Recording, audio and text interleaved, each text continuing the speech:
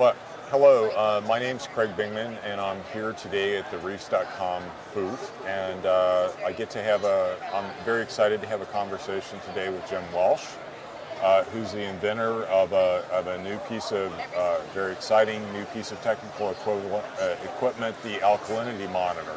So, Jim, I was wondering if you could just tell us a little bit about what this machine does first, okay? So what this machine does is it automates the measuring of alkalinity in the tank. It does a titration that's similar to the test kits that people already use, but it's a robot that automates that process. And it also is the ability to report that to any aquarium controller that accepts the input of a pH probe. The device simulates a pH signal, and it's reporting in units of DKH. So if your tank is 8.0 DKH, it'll output a signal that your controller would read as though it were 8 pH, but you know it's alkalinity and not pH, and so then you can use that. Sure.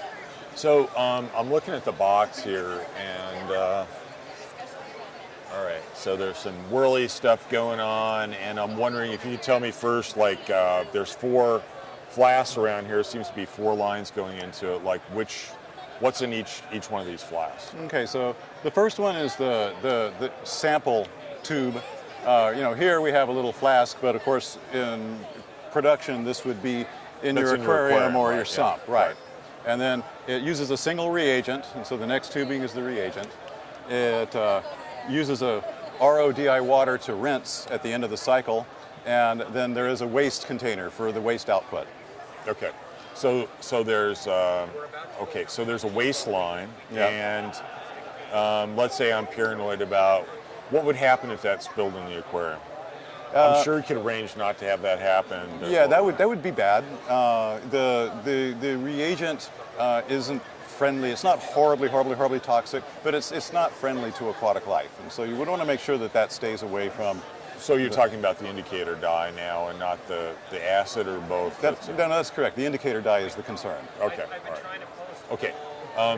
We're not going to spill that in the tank, and I'm sure people can do that.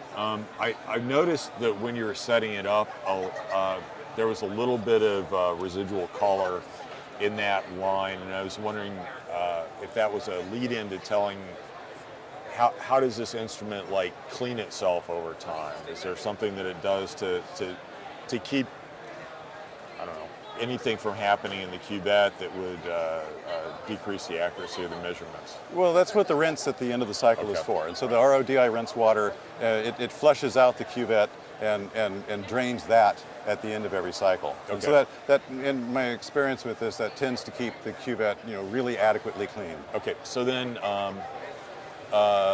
is the cuvette something that the user is going to have to change periodically, or is there a more stringent, really scrub the unit cleaning operation that you do? Well, the thing is so young that I don't know the answer to how long you can go before you need to change the cuvette. I have worked to deliberately, I've run the thing for many days without doing the rinse to allow the cuvette to get fouled and to get stained, and it seemed to have no effect on the accuracy or the precision of the device. At the end of that period, I swapped out the fouled cuvette with a brand new one, and the readings didn't change. It didn't have any effect on the reading. Okay. So you mentioned both accuracy and precision. I was wondering if you could comment on how precise this instrument is, because this is an issue with alkalinity titrations. They're usually fairly coarse-grained, and people are sometimes frustrated that they don't get more precise or accurate numbers out of it. Yeah, the numbers that I'm seeing very consistently, using this thing over the last couple of months, is that I have a precision of 0.05 DKH. Okay. And the accuracy is very similar. Quite frankly, the accuracy is more determined by my ability to create accurate standards to calibrate it against than the device itself. Okay. So, how often do you think the machine would need to be recalibrated in the field, and what's involved with that? Yeah, so that's another thing that I don't have enough time. I haven't had enough time. This thing was only an idea 4 months ago, so it's gone from idea to crude prototype in that period of time. So I don't know yet how long it has, it can go before needing recalibration. However, the recalibration process is very straightforward. It has a calibration procedure where you put it in calibration mode. It'll ask for a low standard. I'm using a 7.0 DKH standard for the low standard right now.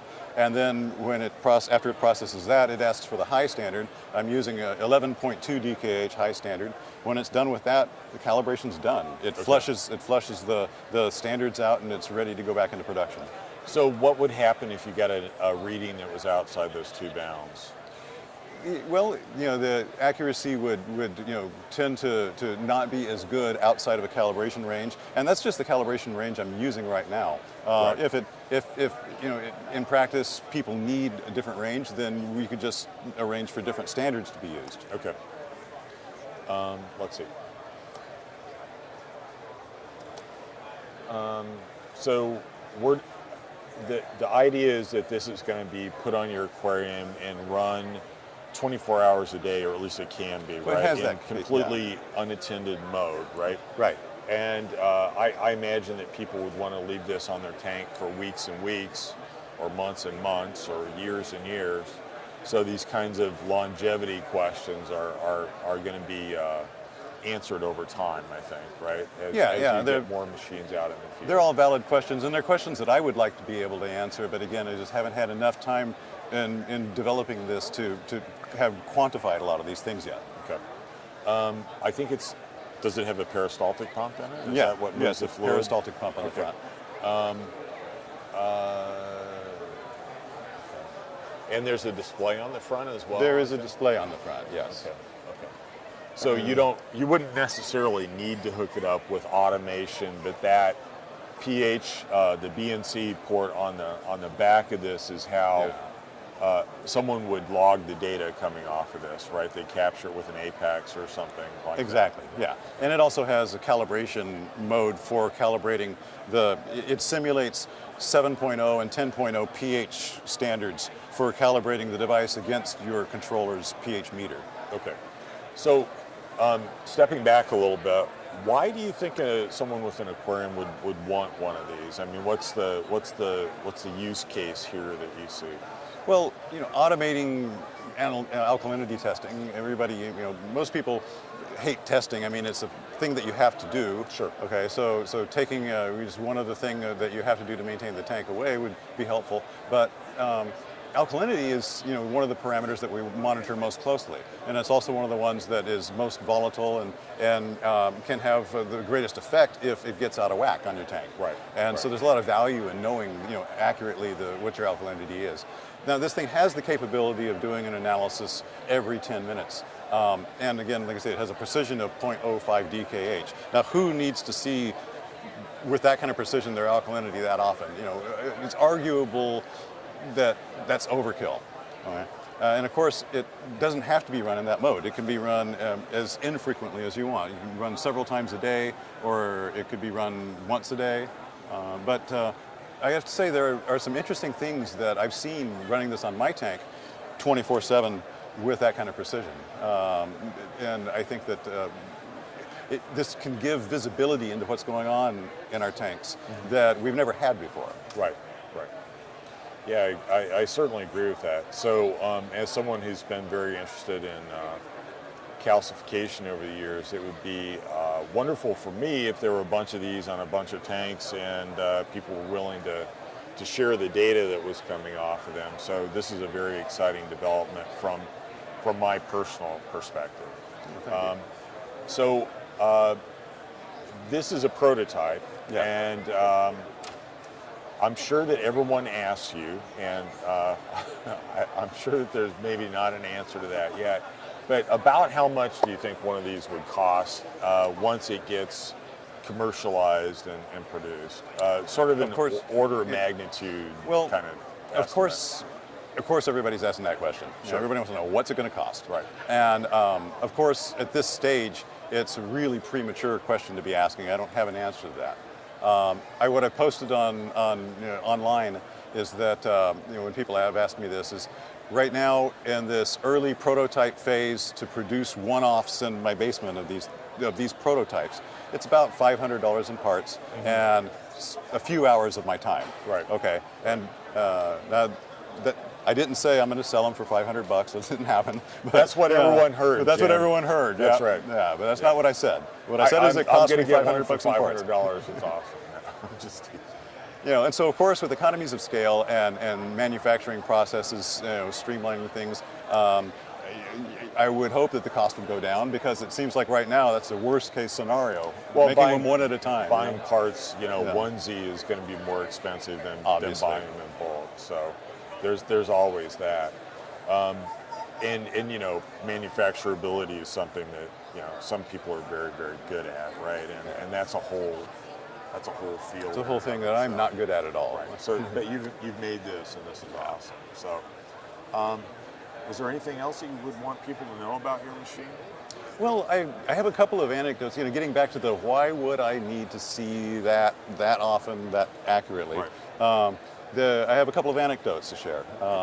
So my tank, I'm dosing Randy's recipe number 1 2-part, 24/7 evenly all day. And so in the daytime, when the lights are on and the corals are calcifying, there's a reduction in my alkalinity level. And then at night, when they're not growing quite so much, it bounces back again. So there's this little daily swing that I see. And so with that said, one evening a couple of weeks ago, I went to my local fish store and got a couple of small corals and brought them home and dipped them and put them in my tank. And I have a 210-gallon display. And then while I had my hands in the water, I did a little bit of minor aquascaping. Moved one coral, and there was a Montipora threatening a neighbor, so I broke a chunk of it off. And that was all I did. And within minutes, I could see the alkalinity leveled out. And Oh, really? Yes, and demand had stopped. And so I thought, well, that's interesting. So I'm going to shut my dosing off and wait until things stabilize. I'm going to wait until it starts dropping again before I turn the dosing back on. And it actually took almost a whole day. It was about 21 hours later that it started dropping So again. you touched one coral in the whole tank? Well, I added 2 new corals. Okay. Okay. My theory is that those 2 new corals were upset and were throwing off chemicals that then affected the whole tank and kind of shut down calcification in the whole tank. And That's really so that's just one little anecdote of wow, the stuff that you can see that ordinarily you would never pick up on. So in your aquarium, what's the magnitude of that daily alkalinity swing if you're dosing continuously? It's about 0.2 DKH. 0.2. Yeah. So I did a bunch of simulations, and the simulations indicate that a daily swing of 0.2 with continuous dosing means about a 0.4 DKH drop if you didn't dose any alkalinity at all. Yeah. So is your tank, is it like mainly corals or some corals? Like if you look down from the top of your aquarium, would it be 25% hard corals or? Probably, I would say 40-ish, 50-ish%. Okay. That's my best guess. Okay. Yeah. All right. And how big is it? It's 210 gallons. Okay, so it's a big thing. Yeah. Awesome.